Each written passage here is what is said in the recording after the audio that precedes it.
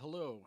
Good morning. It is Wednesday, May the 11th, and Jupiter has ingressed into Aries. And in a few days from now, there will be a lunar eclipse in the sign of Scorpio. And, we're also having Mars conjunct Neptune, and a whole bunch of stuff is going on at once. So I thought that I should do another astrology update, and this time just do a general look at what's happening at this point of time, because um, rather than piecing it out and then just looking at one thing separately, it's kind of like a lot of stuff happening all at once. And let's just dive into it. Hold on. Okay, so I tried recording this part earlier and I realized my microphone wasn't working, so I'm gonna do it again. This is the my app, astrology app, Astro Gold, and I will show you some of the things to look for with the transits that are happening. Right now is the current time of recording. So, first of all, with Jupiter, if I put it back one day, you can see that Jupiter was in Pisces yesterday. When you put it forward, you can see that Jupiter has just made the ingress into Aries. And Venus is there as well. And Venus is actually approaching Chiron right now. That might be a bit of an uncomfortable position for Venus, because Venus is already in the sign of detriment in Aries, and Chiron is the wounded healer, of course. So there may be something to do with stuff around, the Aries independence versus the Venus's, harmonizing and balancing relationships versus the will to independence that Aries represents, and maybe healing some wounds around that. Venus is moving fairly quickly, so Venus will be out of Aries and then into Taurus on May 28th. So that's not very far away from now. It's only a couple weeks away. Um, Venus is going to have a bit of influence from Jupiter moving into Aries, but she's already 10 degrees away and moving quick in the other direction, so it may be more of a minor thing. What's interesting is, let's pull the chart up for the actual lunar eclipse now, and I'll try to put it so that it's a bit more exact here.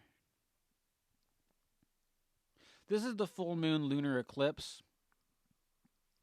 Some of the things that's interesting that I can notice, first of all, actually, you know what? I'm going to do this. Let's see if I can do this while I still record.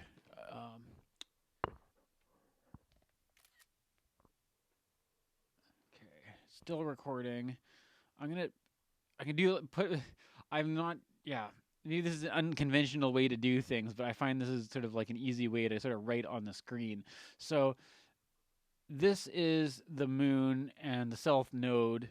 This is the sun and the north node.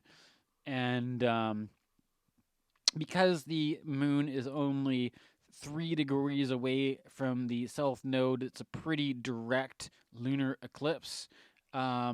One of the interesting things to make note of with this lunar eclipse is that we look at Saturn right here. Saturn is at 24 degrees, so as you can see, that makes a T-square. This is a bit my sloppy screen drawing there, but that I will.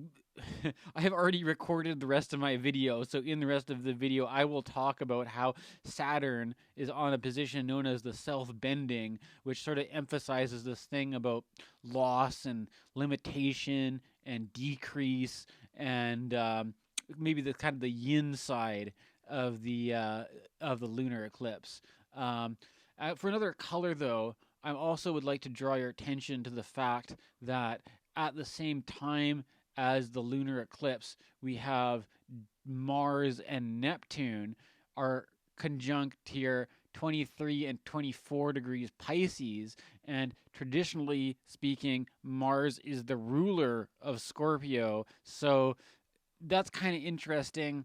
Um, I was kind of thinking that there could be, I don't know, it's a kind of a transitional turning point moment that I'll be going into later. But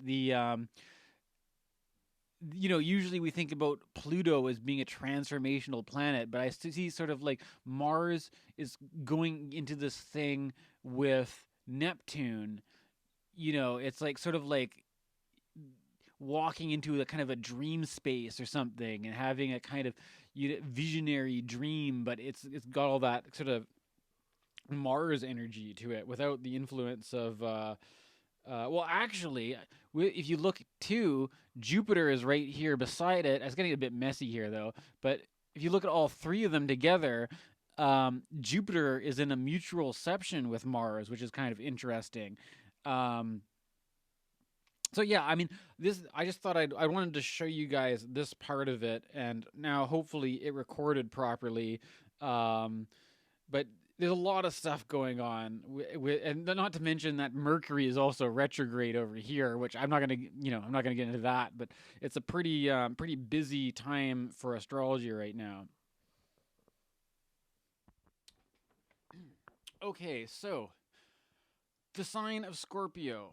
It's often associated with things like purging, releasing, letting go. I mean, from a biological standpoint, in medical astrology, Scorpio is connected or rules the sexual organs and basically your nether regions. And so there's this whole thing about both sex as well as like the elimination of waste and um, it's also said to rule it's the idea of fixed water, right? And that's often associated with swampy stuff because it's like water that has become stagnant and it's sort of like festering or something like that, right? However, it's important to consider that this sort of it's like it can also be a bit of like a compost pile where things go to decompose. And out of that, I mean, you also have in tarot, Scorpio is associated with the card death. And, people in modern astrology, I notice they talk a lot about transformation, and you've got this thing about like the eagle and the phoenix and all that. Um, I think there's a theme here that comes up, though, that first of all, Scorpio is a water sign. I have Scorpio rising and some Scorpio placements, so I can kind of see my Scorpio qualities kind of getting triggered a little bit from this, just leading into this eclipse series, this eclipse cycle. Um, there can also be like kind of Scorpio can be private, so I mean, you might want to like put it all out there.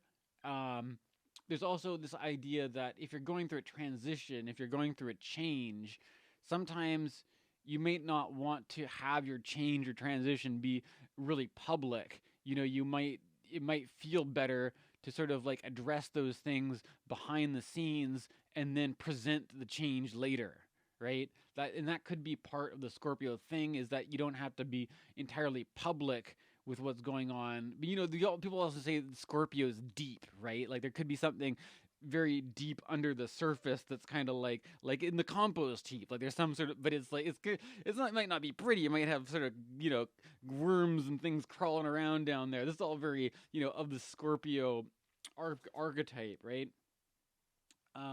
But the basic idea of the composting kind of fertilizer side of Scorpio is that there comes a time in to take a Taoist angle on it that if a cup is too full, it overflows. And then if a cup is empty, it naturally will collect water somewhere because it has extra room to hold things, right? And so there's this kind of a with the different forces of fullness and emptiness and yin and yang, there's a constant kind of a seesawing and going back and forth.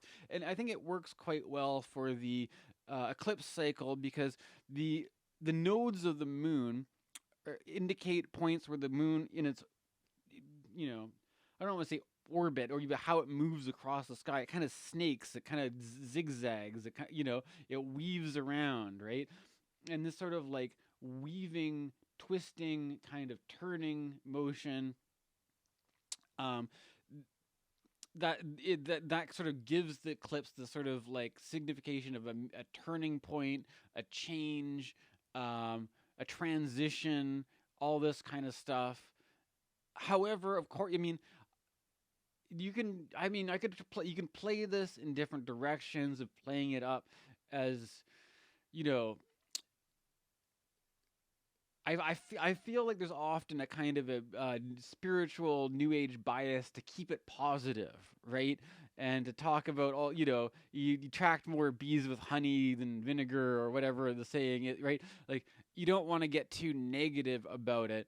But the thing is that traditionally eclipses weren't seen to be something to be excited about in a good way. That it was kind of like, oh dear, like it's a bit daunting, like, and also to put in context that the moon traditionally is in its fall in Scorpio, so it's already not really a place where the moon is comfortable. And then when you add an eclipse to that, it kind of makes it dramatic. And then, as I pointed out before, Saturn is squaring the eclipps, and it's a strong Aquarius Saturn squaring the eclipse. So it's like the eclipse are as a you could say that the south node, it's a south node lunar eclipse. So it's like in the zigzagging motion of the moon, the south node is the low point, not the high point. And because Saturn is dark, it's far away, that Saturn is associated to be the low, whereas Jupiter is the big bright thing in the sky. The sun is big and bright. These are more yangy things. So there's kind of a yin quality to this eclipse, because it's self node eclipse, because it's got Saturn squaring it from the self bending. So there's a heavy emphasis in things that could be seen as loss or limitation or letting go and all this kind of stuff.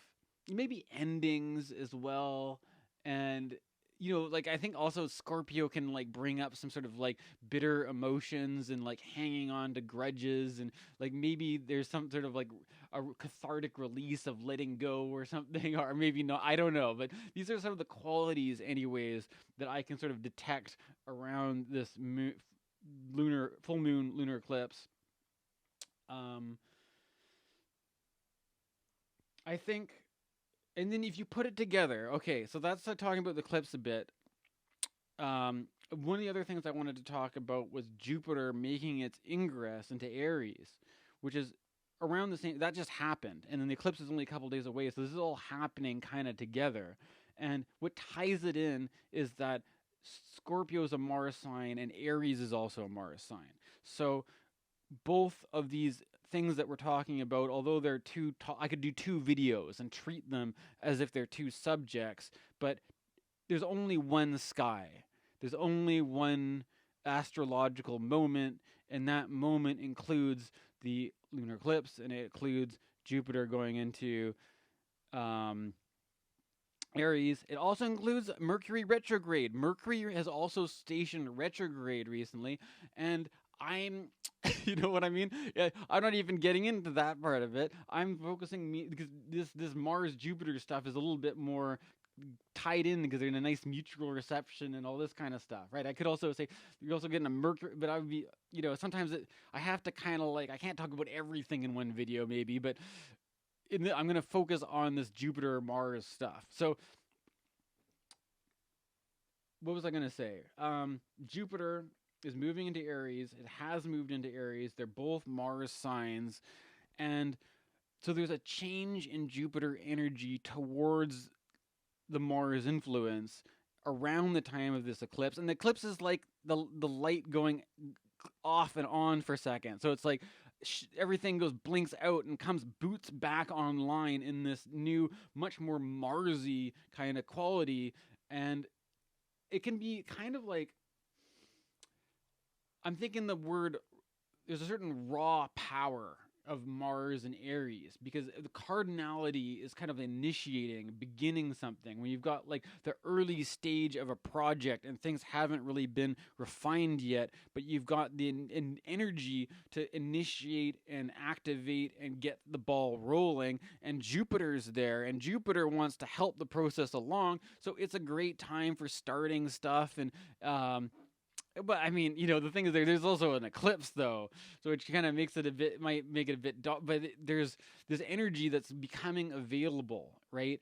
And part of the, if you look at the different sides, the yin and the yang of Mars, where you got Scorpio as the yin of Mars and Aries as the yang of Mars, that once, if something to be said about death is that no energy is really lost, that if an animal dies and decomposes, its organic material returns to the earth, and it fertilizes so new plants can grow. And so the one hand, the death of the animal decomposing is Scorpio, but the Aries, which is the sprouting flowers in the spring, is the other side of the equation and of the Mars process.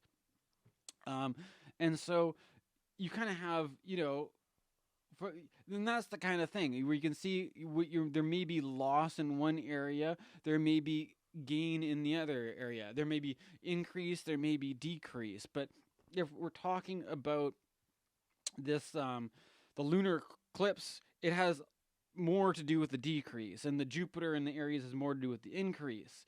But there's this kind of thing about, playing with these two forces. You can look at it as a tantra of opposites, that you can put the two together, and it's like a refining process, because you can take Jupiter is like abundant, right? Jupiter brings abundance, but when you have a lot of abundance, it comes to a point where you have to pare it down and cut the fat.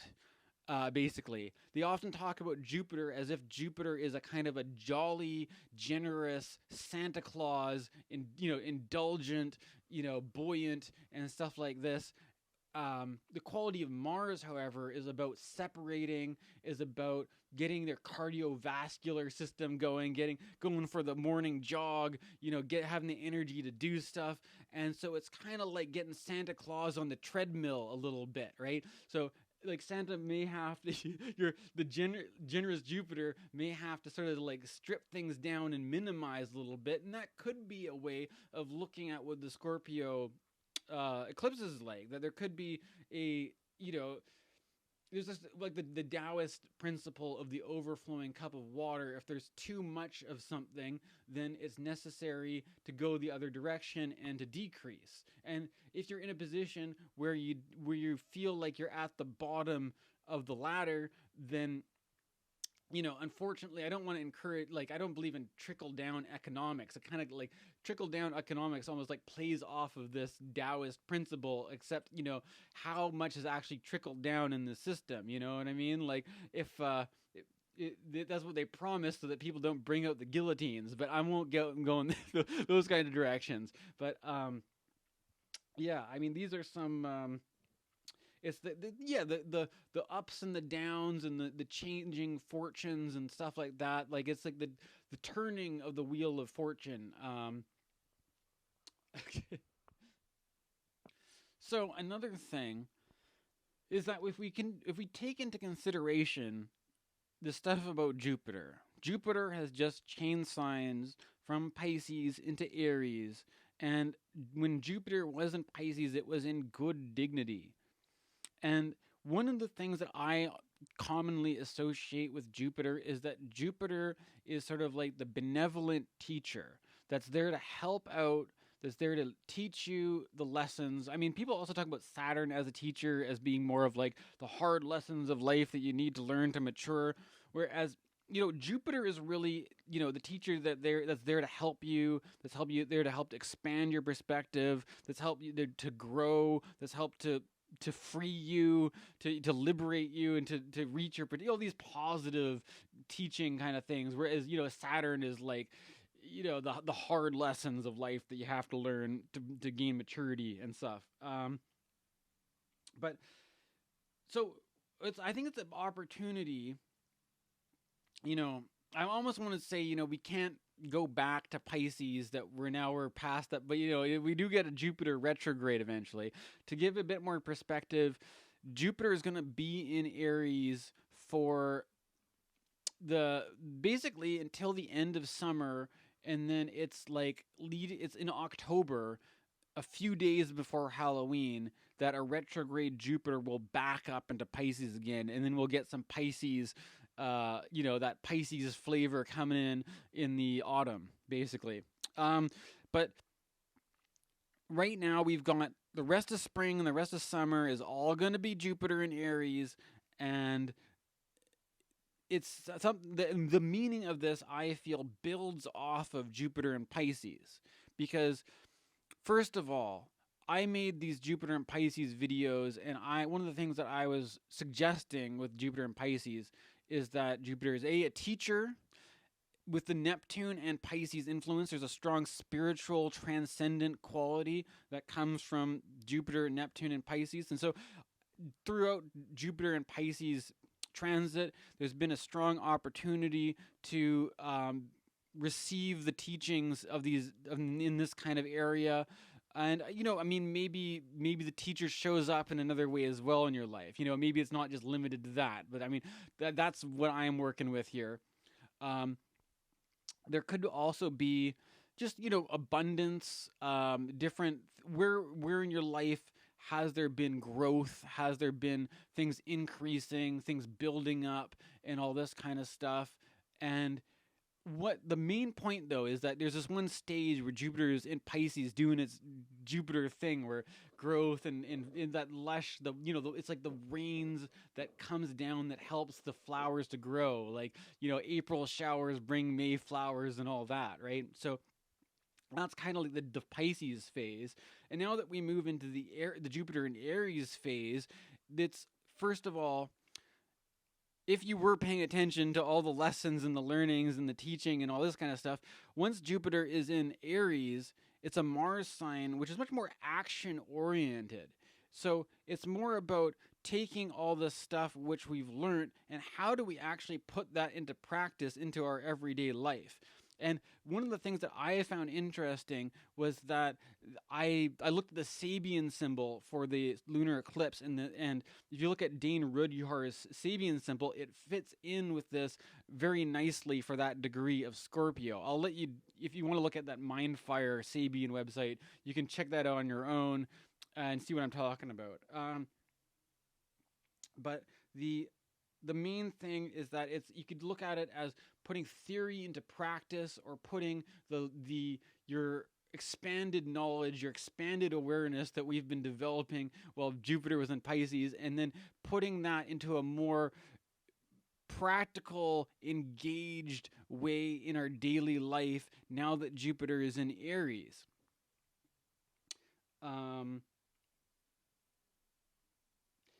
the thing is, it's sort of like we may not know exactly what that looks like, because it's like there's something about the action-oriented process that it's not about having a theoretical understanding of how you would go about doing that, but it's actually more about what happens when you do actually do it, and what actually being involved in the process demands of you is different than just thinking about it theoretically. It's actually when the rubber hits the road, so to speak. So it's in that way, it could be a very exciting time.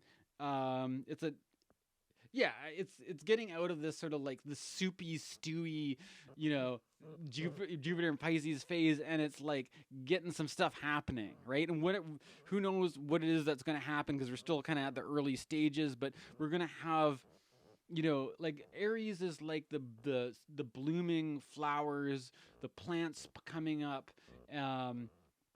the springtime energy, and so it's kind of like a nice Jupiterian blossoming stage.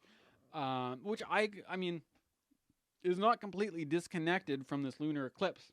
Although, like I was saying, the lunar eclipse is a little bit more perhaps scary and intimidating based on its square with Saturn. It's and people may have, there might be some kind of like this thing about sacrifice, maybe, right? The idea of like cutting the fat. I mean, we talk about, you could just say it very mundanely, like, like the exercise regime where everybody, you want to slim down. The main thing is that there's a kind of like a rule against excess, basically. Like whatever is in excess isn't gonna the rule is that eventually you're gonna want to downsize, you're gonna want to like get rid of what is too much, and that and focusing in, separating the wheat from the chaff, refining things. And I think that also gives us an idea of how we can approach the Scorpio stuff about transformation. How do you get from the scorpion to the eagle to the phoenix and all this kind of stuff? You go through these kind of shedding the skin kind of thing, right? The molting and all this. It's all very, but it's all in service of the freshness of new life in the spring. So it's a kind of a cool transit, even if you're dealing with some heavy eclipse stuff as well. I don't know. I have limited time to make this video. That's why I may be going a bit quick, but hopefully, I think I got everything in there I wanted to say. If you enjoyed this, please hit like and subscribe and all that. And I do natal chart readings as well. If you're interested, just, send me a message and let me know. Okay. Thank you.